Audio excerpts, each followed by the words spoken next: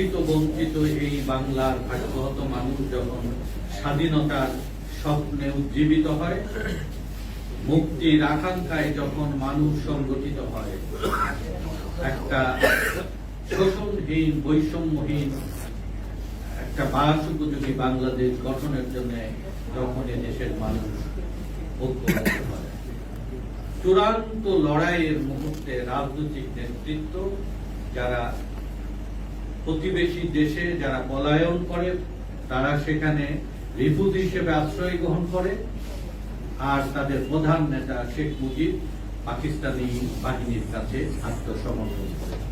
দেন দরবার এবং কম্প্রোমাইজের একটা অশুভ চেষ্টা একটি দুর্যোগপূর্ণ মুহূর্তে দেশবাসী মুক্তির এক ধ্বনি শোনার জন্য অপেক্ষা ছিল।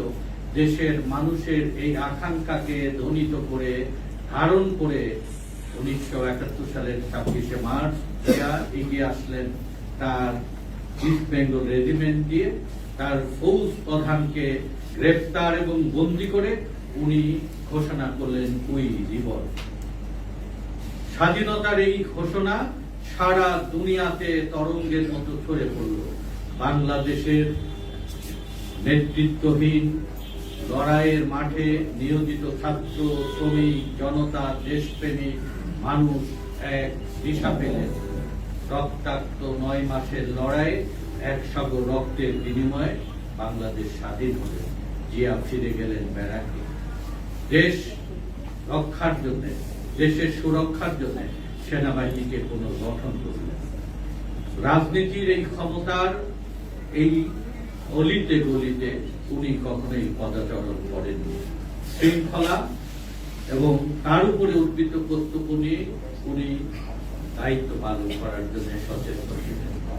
দেশ যখন পুনর্বার এক দুর্যোগে আসলেন, দুঃশাসন আর অপশাসন, দুর্ভিক্ষ আর জাতীয় স্বার্থের সাথে বিশ্বাসঘাতকতা করার কারণে প্রতিবাদী জনগণ যখন পথে প্রান্তে জীবন দিচ্ছে, লড়াই করছে, দুর্ভিক্ষে মানুষ মরছে, এই সমস্ত ঘটনা প্রতিঘটনা, জাতীয় আন্তর্জাতিক ঘাত আর প্রতিঘাতে 1975 সালে দুষ্কার পতন ঘটে 15ই আগস্ট।